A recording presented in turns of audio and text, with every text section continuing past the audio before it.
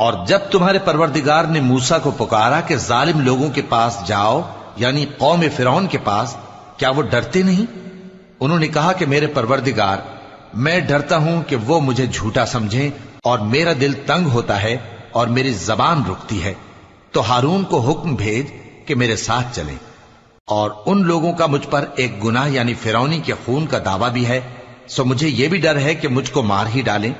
فرمایا ہرگز نہیں، پس تم دونوں ہماری نشانیاں لے کر جاؤ، ہم تمہارے ساتھ سننے والے ہیں۔